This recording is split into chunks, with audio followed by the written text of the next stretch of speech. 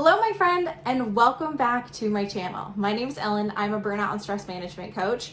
But on this channel, I kind of cover all the things: productivity, self-care, some of the systems I use, because I really feel like for so many of us, systems, self-care, all that jazz, it plays into the things that are burning and stressing us out. So today, what I'm going to be talking about is 5 tips for creating an office space that you love to be in, that you love to use. That's really what this is all about. And this may have been a YouTube video that perhaps was a little bit more well-timed for quarantine, but I will be completely honest with you. I have been working remotely since fall 2017, and I only recently decided to put significant time and effort into really making my office space a place that I loved to be in. Perhaps it's because I've been working 2 jobs in this office space. I work from home as a professional tutor, and I have my burnout and stress management coaching and speaking. So I spend a lot of time in this environment. So I really wanted to make it a space that I enjoyed. And that's, I really feel like, a big reason that I wanted to do this video. And also because, contrary to what some CEOs might say, cough, Elon Musk, cough, remote work is not going anywhere. Remote work, I think, is here to stay. Working from home is here to stay. I saw a stat recently that said something along the lines of the fact that 16% of companies globally are completely remote. I actually work for a company that is completely remote, but even then, some 62%, I think it was, of workers expect that they will be working remotely at least sometimes. It's actually less than 50% of companies are strictly no remote work, like the Teslas of the world. So I think remote working is here to stay. And I think for a lot of us, we found that we really enjoy it. I think the stats are very much the majority of people enjoy working from home. It saves them time. It saves them commuting. They can spend more time with their families. But I think for those people who are maybe finding that their productivity isn't as high as they want it to be in their work environments, it's usually because of the fact they're not creating a space that really serves them. So I hope in this video, I'm going to give you some of those tips to make it a space that not only is functional, but a space that you actually enjoy being in. I'm not a designer. These are just things that I have found personally to be incredibly helpful to me for my productivity and for my enjoyment of getting work done in my home office space. As we go through this, I am going to be giving you tips for how to create this space and simultaneously giving you a little bit of a tour inside of my particular office, which, fun fact, if you check out the blog post that goes with this video, you will see that this is not an office space. This is simply my dining room nook off of my kitchen. My kitchen is right there. My living room is right there. This is just a nook that I have decided it best serves me and my lifestyle to turn it into kind of my home office space. So I might be kind of fooling you with my camera angles right now, but that is how this space actually functions inside of my apartment. Who knows, maybe I'll flip the camera around, you'll actually get to see my open dishwasher hanging out in the background. But until that time, let's go ahead and get started. Tip number 1 is to make your workspace work for you and for your space. Now, I made this tip number 1 for 2 very specific reasons. 1, I may have just finished testing out 3 different furniture configurations in my own office space. And 2, I fully acknowledge the fact that not all of us have the ability to have a home office that is completely separate, designated space in its own little room.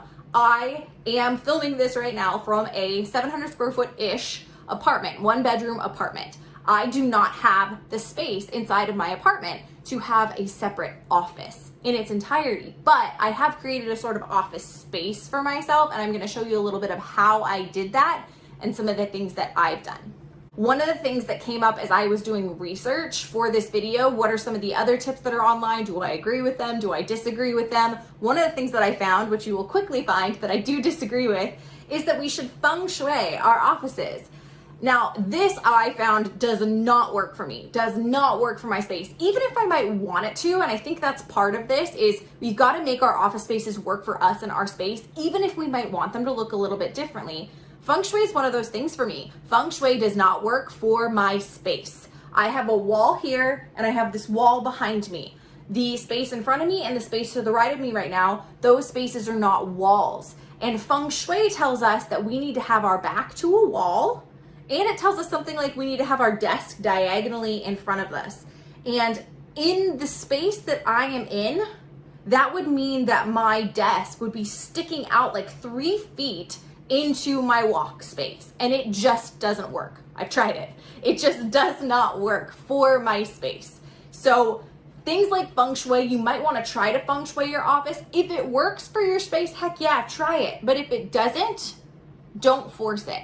One of the things that we're all probably going to have to figure out when it comes to creating an office space that we love to be in is we're going to probably have to do exactly what I did and test out some different furniture configurations. Put your desk on that wall, or try it sticking out into your space a little bit. How do you like it? How does it feel to you? For me, it just felt cluttered to have my desk sticking out into a walkway. I didn't like it. It worked so much better to have my desk where it is up against this wall here. So that's really a big thing, what I mean by, don't make it work for something else. Make it work for you and what feels right for you. Don't feel like you have to feng shui. You don't. What's gonna work for your space? And I will totally admit that I chose the configuration that may or may not have had the best Zoom background of all the configurations. Guilty, I know. I probably spend, 20, 30 hours a week on Zoom. Yes, it's insanity. But that was something that I factored in as I was rearranging my space. Guilty. I think another thing to consider here is how big of a desk do you need, or do you even need other furniture? I think we often tell ourselves that bigger is better in a lot of things. But particularly with desks, we say bigger is better. Bigger is not always better if it doesn't work inside of your space. I'm currently sitting at, and I'm going to show you guys a little bit more about this desk in a second, my Flexi Spot desk. It is an adjustable standing desk, and it is 55 inches by 28 inches. This sucker is almost 5 feet wide. Almost, right? 5 feet would be 60 inches. Yeah, I do tutor math. But I'm sitting at a desk that is relatively large, and part of the reason why I got a desk this big is because I was kind of telling myself as I was, purchasing my desk, oh, I have to have a big desk. I have to have a big desk. Guess what? This is kind of like Parkinson's law, but with furniture. Parkinson's law is that work expands to fill the amount of time that is given to it. So you could have a 15-minute task, and if you have 60 minutes to do it, it's gonna take you 60 minutes. I say that and I reference that because I think it works the same way with furniture, particularly with desks. If we have the space, we are going to fill it. And I totally did that. I actually had a Instagram reel that I did a couple months ago where I showed how I designed my desk with my FabFitFun spring box with some of the items in it, which I'm actually going to show you when I give you this walkthrough tour. But I just put all that stuff on my desk, including an inbox bin that just filled up all of the empty space on my desk. I've since removed that inbox bin. It used to be back here in this back corner. I've since removed that inbox bin, and my desk has so much more space. So that's something to take into consideration when it comes to desk space, is you're gonna make the space work for you. And even if you get a big desk, you're probably gonna end up filling it with crap anyway. So don't let the desk size influence you too much. If your space won't accommodate a big desk, don't get a big desk. I think all it's gonna end up doing is exactly like I experienced. It's gonna make your space feel too cluttered if you put something that's too big in here. I actually used to have in this space like a full-on, like the thing was solid wood professor's desk. And let me tell you, it didn't work inside of this space. Not only did it not match inside of this space, but it just felt oversized for this space. So that's the thing to consider with furniture as well. The last piece in here is to make your office space as dedicated of a space as possible. And I mean this very, very loosely because, as I've already said a couple times, this is a dining nook where I am filming this video, where I have my office space set up. This is meant to be for a dining table. I actually recently decided to get rid of my kitchen table, which might make some of you cringe. That might make some of you be like, no, you can't get rid of your kitchen table. Where do you eat? You don't eat at your desk, do you? You're a burnout coach. Like all of these things that people online might be saying. I got rid of my kitchen table, and the reason I got rid of it is A, I didn't like the piece of furniture anyway. B, I never ate at my kitchen table. Ever. It was kind of just taking up space. And C, I have one of those coffee tables in my living room, which is where I eat at probably 95% of the time, that raises up into a table. It is a multifunctional piece, so my kitchen table was just basically a pointless thing. And again, it made my space feel cluttered, and it didn't make it a dedicated space. Frankly, every time I looked at the kitchen table, I kind of thought about A, how I never use it and it's kind of worthless, and B, how much better that space would have been used for pieces of my office that I'm going to show you as I walk through stuff in this video. So it doesn't have to be a dedicated room, just a dedicated space. Even though I can see my kitchen right now as I'm filming this, and even though my living room's over to the right, this space that I'm in right now is a dedicated space for my office and for my work. And for the space that I live in, that's as dedicated as I can make it. So if you share your space with other people, if you have kids, you don't have the ability to have a separate room, that's okay. Just make it as dedicated of a space as possible so that when you are in that space, your attention is on work, is on your career, is on being productive. Tip number 2 is to invest in your space. And this is where I'm going to start giving you a little bit of a tour of my particular space. So one of the first things I think you should invest in is good lighting. Now, I actually got a lighting kit, which I am using for this video as part of my day job, because what we do is we spend time on Zoom calls, and it's very important to have good lighting. But some of the best things you can do to have good lighting, I have a window behind me, natural light. That's one of the best things you can do to make sure you have good lighting on calls. And unfortunately, for most of us, we are working during the daytime. I do occasionally for my day job have to work at night, and lighting can be tricky when it's dark out because I'm no longer able to take that natural light and use it for my benefit. So what I also have, which I'm gonna turn my video just slightly so you can see it, I also have, pointing is so hard, this ring light. I don't know why that was so hard for me. I have this ring light that hooks onto one of my screens so that I can make myself as visible as possible in my calls. Sometimes what happens when you have natural light, especially to the fact that this is to the left of my desk, sometimes only one side of my face gets lit, and that side of my face can get really, really washed out looking as my webcam is trying to compensate for the fact that the right side of my face has no light. So I love that little ring light. It was like 15 bucks on Amazon, and I will actually link it in the description if that would be helpful to you guys, to really make sure that I'm well lit from both sides. Now, I am using the lighting kit right now to light me for this video, but generally speaking, I find that the window and this ring light are enough when I'm actually working. So investing in lighting, even if it's just a little ring light, to help offset some of the things that you're not getting from natural light. Now, a lot of us have overhead lights. One thing I will say about overhead lights is they can leave you looking very orangey. So that's why I recommend the little ring light. It's a quick, easy investment, and it makes your lighting look a lot more natural when you're on video. The other thing I recommend investing in is I recommend investing in a standing desk. As I mentioned a second ago, this is my Flexi Spot standing desk. It is adjustable, and one of my favorite things about it is the fact that on this right side here, which you guys can't see right now, so you're just gonna have to trust me, I'll show you when I back it up and stand it up. But one of my favorite things about this desk is the fact that you can preset your standing and sitting position. So once you find a height that you like, you can preset it, so you just by a tap of a button can go between sitting and standing. Additionally, if you find that you like a slightly different height later on for your sitting or standing positions, you can adjust to that as well. Or maybe you need like a midway position because you've got a different height of chair, whatever it might be. There are 3 different presets on it that you can set. Now I'm actually gonna go ahead and show you how it stands up and what it looks like when it does. So, but all I have to do is I have to hit my preset, and this guy's gonna stand up.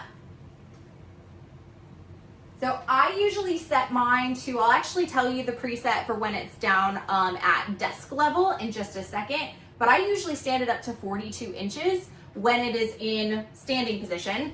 And I usually take my desk chair, which I'll tell you about in just a second, and I tuck it under. I tuck it under the desk to kind of get it out of the way when I am standing. The other thing that I have, which actually I didn't even think about telling you guys until right now, is I have this little mat. And when I am standing at my desk, I will put this mat underneath my feet for me to stand on it. It just makes it a little bit more comfortable because my office space is on hardwood. So this is my standing desk. Again, it's a Flexi Spot. I have all the links in the accompanying blog post for this, but I'll also drop them in the, but I will also drop the links below. All right, the desk is back down, and actually in its seated position, I am at 30.7 inches. Again, this is gonna be adjustable for how tall you are. That is actually something you are definitely gonna wanna look into when you purchase a standing desk, is if you're really tall or you're really short, you wanna make sure the desk is gonna accommodate you. I'm about 5'4", so this one works pretty well for me, and I'm very, very long-waisted, so when I'm sitting, I need it probably to be a little bit higher than some people might. The next thing I highly recommend investing in is your desk chair. This baby right here, which actually has my fleece chilling on top of it. Let me toss that sucker out of the way so you can see it. This is a branch ergonomic desk chair. I currently have mine in gray, which comes with a white base to it. This desk chair is a game changer. It is seriously so freaking comfortable. I probably sit in it. I sit at my desk more than I ever thought I would, and it's probably the more than I ever thought I would spend on a chair, but it is so freaking comfortable. It has 7 points of adjustability and is one of the most comfortable chairs I've ever sat in my life. I spend more time at my computer than I probably want to because of this chair. Not telling you that you shouldn't get it, because it is truly amazing. I actually got my standing desk, fun fact, because of the fact that I didn't know this at the time, but I had an old crappy desk chair that when I sat in it, my legs would start to fall asleep, my hips would hurt, I was experiencing a lot of like back pain. So I got a standing desk because I figured, oh, that must be my indication that I need to stand more. Then I got this branch desk chair, and it made me realize how old and crappy my other desk chair was, because I never have back pain in this chair. My hips do periodically still get tight, but that's just because I'm sitting too much. We generally speaking sit too much in our lives. So definitely recommend getting a really, really nice desk chair, especially if you know that you're gonna be sitting at your desk a lot and you don't have a standing desk. Get a really nice desk chair. But even if you do have a standing desk, I don't stand my desk, probably more than half the time. So having this chair is incredibly, incredibly helpful.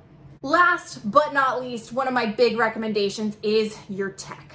Invest in your tech. I'm gonna break it down a little bit for you, which tech I use and what my recommendations are. So let's go ahead and dive into this. First and foremost,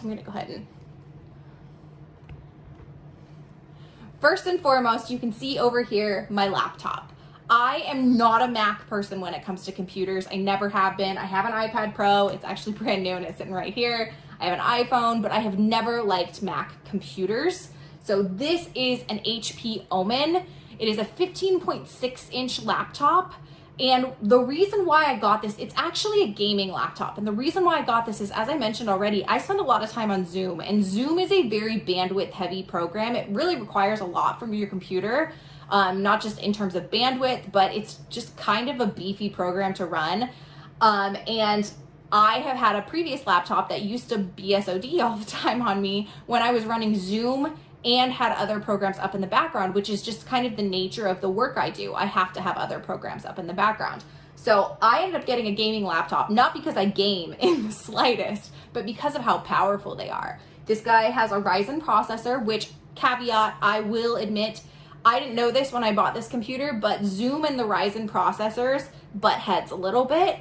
It hasn't been a big issue, but when I first got it, one of the updates on Zoom would not run with a Ryzen processor, and that caused some problems. I actually had to backtrack in my Zoom that I had, but this has a Ryzen processor. It has 16 gigabytes of RAM, a 1 terabyte hard drive. It's a beast, and I absolutely love that laptop. You can also see down here that this is actually what I'm using to record right now. I have a Yeti Nano podcasting microphone, and I use this for my Zoom video calls. I use this for speaking. I use this for YouTube and recording, for podcasting. I use it for freaking everything, and I really like the size of it. I ended up going with the Nano instead of the full-size Yeti because I didn't want that big of a microphone on my computer. This one actually neatly tucks back between my monitor and my laptop, which I'm not going to do right now because I don't want you guys to have to listen to cords rubbing against it.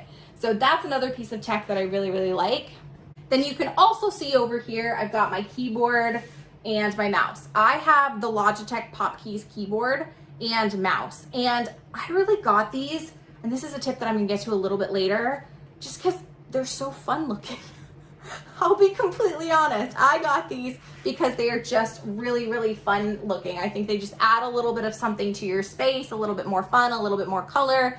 One thing though that I have to say that I've really come to love about the mouse in particular is the fact that not only is it a Bluetooth mouse, and it's a Bluetooth mouse completely, like I don't have to have one of those little dudes that plug into a USB in the side of my laptop, but it switches back and forth between multiple different devices. So there's a button on the bottom, and it took me forever to figure this out. There is a button on the bottom that you can use to switch to a second device. And so I can use the same mouse to my computer and to my iPad Pro. And it's really, really nice not to have multiple different mice to do that. I don't know if that is a standard feature of Bluetooth mice, whatever. I'm not sure if that's a standard feature. I'm not a super techie person, but I love that about this. And it's just fun looking. The other big thing I've got here is I've got a HP 27-inch M27F monitor. And I have had an external monitor basically since my first job out of college. Once you have a second screen, you will never go back. So be careful with this one. I recently got this second screen because I wanted a screen that was a bit bigger so I could split screen. Even when I'm video chatting with my students in my day job, I could like have them up on one side and their work up on another side. I wanted to be able to do that just on the monitor in and of itself. But one of the big reasons I got this one is it has an eye strain feature. I have my blue blockers back here in these little jars, and I have to wear them all the time. But one of the irritating things with blue blockers when you're wearing glasses and you have a light source like this ring light that I use, is you get a ring on your glasses. And so having an eye strain feature on my monitor has been really, really helpful to make it so that I don't have to wear blue blockers as much. I still do, but I've really, really enjoyed that. Those are my main recommendations in terms of what things you should definitely invest in. Again, just to recap, it was your desk. I highly recommend getting a standing desk, particularly an adjustable one, your desk chair, and then your tech, your monitors, your laptop. If you are gonna work from home, you're gonna want stuff that's gonna need to handle your working from home. This is especially true if you are somebody who has a side hustle and you are working a business while you are having your day job. You're gonna want a computer that can really, really handle that. My next tip is to keep things as decluttered as possible. Now, I'm gonna tell you right now, I'm not a minimalist. I am a maximalist through and through, but I definitely think there is something to having a decluttered space. If your space is cluttered and chaotic, it's gonna make you feel overwhelmed when you sit down to work. So one of the things I used to have on my desk is I used to have a tray in this back left corner behind me here. I've since removed it, and purely having that empty space on my desk for me personally just makes the space feel so much more inviting, so much more productive, and it makes me, when I sit down, feel much better about the space that I'm in. When my desk was completely full of things, even occasionally when my desk is completely covered in sticky notes, sometimes that makes me feel disorganized and a little disheveled, and that's not a good state of mind to be in when you want to sit down and get shit done, right? So that is one of my big tips here, is to make sure your space is as decluttered as possible. I know that's easier said than done, so to help with that, I've got a couple decluttering tips. The first one is to leverage the 2-minute rule. This is something I actually learned from David Allen's Getting Things Done. Basically, what this 2-minute rule means is if anything is going to take you 2 minutes or less to do or put away, just do it. It applies to tasks as well as putting things away. And I think for decluttering, I really think of it from the perspective of putting things away. For example, true examples here, if you've got a jacket that you just wore, instead of tossing it on your couch, just go hang it up. If you've got a screwdriver that you were using, instead of just leaving it on your coffee table, put it away. It's gonna take 2 minutes or less to do. Instead of letting things pile up and create clutter, just put them away. And that has been a really, really helpful rule for me when it comes to those little things. I also do it with things I need to file, especially now that I have a new bookcase over here to my right, which I'll show you guys in just a second. But once I got the filing part of that bookcase set up, now when I have something I need to file, I just deal with that immediately and it's all taken care of. So that's the first one. And then the second one is to have some sort of end of day declutter routine. This is something that I totally stole from one of my favorite YouTubers, K Digital Studio. She is somebody who has helped me revamp my entire Notion system. She may or may not have talked me into getting an iPad Pro. I love following her. And one of the things that I learned from her in her Life Hub Notion setup is she does this thing she calls like a daily tidy up. I'm still not sure specifically what she does, but it's made me much more intentional at the end of every day to tidy up my desk space, put away any of the things that have been left out over the course of the day, like my Wacom tablet that I use for my day job or the calculator I use for my day job. I put those things away at the end of the day. So when I start the next day, my space feels nice and clean. So whatever little daily tidy up works for you, doing that at the end of each day really helps to make sure that your workspace is as clean as it possibly can be. My fourth tip is to make your space an enjoyable space to be in. And you're gonna actually get some sneak peeks into some of the other parts of my office as I show you this. So let's go ahead and take a look.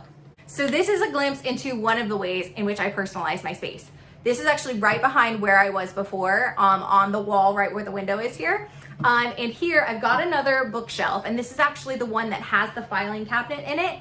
But over here, this is actually a wood version of my business logo. My brother actually gave this to me for Christmas. Best Christmas present ever. I'm still obsessed with it. Seriously, brother, if you're watching this, you done good. I'm still very happy.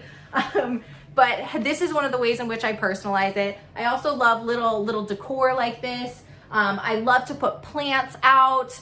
You also saw the bouquet on my actual desk. And then some of the other things that I do here are, I'm gonna actually go ahead and raise this up with me. You can actually see that behind me here, I have some art. This is actually a postcard from a friend of mine who's an artist. I actually have a painting of hers that is hanging inside of my bedroom. And then some other things that I do is I've got art hanging here from my travels. So these two pieces right here are from New Orleans, the two jazz players. Whoop, pointing is hard. And then this guy over here is from when I went to Paris. So I've got some art pieces to really help me personalize it, as well as some plants and some other decor. Even on my main desk, you can see some of the ways that I personalized it over here. I obviously have the Pop Keys keyboard, which is just a little pop of color that I really loved here. I have a timer cube, which is cute, but also incredibly functional. What I love about this cube, and you can get one on Amazon, is you flip it in the direction of whatever time you need. It's got 5, 60, 15, and 30 minutes. And it starts a countdown for you, and it beeps when it starts and it beeps when it ends. It's a little bit obnoxious when it beeps when it ends, but you kind of want it to be at the end of a timer, right? I also have some little jars on my desk to hold things like my blue walkers and some pens. I actually have my old Apple Pencil over here, some chapstick, so all sorts of fun things. And then above me, there's gonna be no way for me to get my face in here and for me to show you these things at the same time. So up here, I love using this wall calendar system to really give me a nice overview of my year. I also love to use sticky notes because I find it helps make the whiteboards last longer. I built the calendars and just drew them on to these wall calendars as opposed to buying actual calendars because these were just way cheaper. I also, as you can see over here, have some business goals, and that little splatter paint kit is actually a piece of art that I did at a splatter class that I took.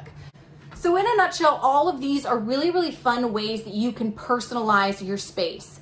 Add art, add inspirational sayings. Letterboards are great ways to do that. I actually have a letterboard over here in this other bookshelf, which I haven't showed you yet. So any inspirational stuff, some plants, anything that gives it a pop of color and feels like it fits with your personality, but make it an enjoyable space for you to be in, whatever it might look like. Silly as it might sound, the fact that I have this polka dotted desk pad on my desk makes this space really enjoyable. And again, it's highly functional. I'm all about things being functional and aesthetic and cute. So that's a really nice way to make your workspace like that as well. And I hope by getting a little bit of a tour of mine, you've also gotten some ideas for yourself. And you know what, just for shits and giggles, I'm gonna go ahead and show you this space as well. Over here, I have another bookshelf. And this bookshelf, really all it has on it is right now it has my DSLR, but it also has my printer, a little case, but really it's just another bookshelf, and it looks nice because everything is nice and white and clean and matches, but it's also incredibly functional.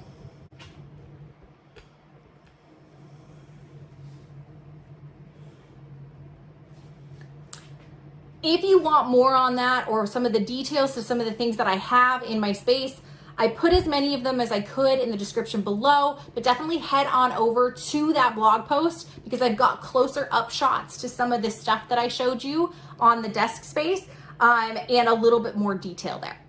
Last but not least, my 5th tip for you is experiment with work-life boundaries. I would be remiss if I didn't talk about this. I'm a freaking burnout and stress management coach, right?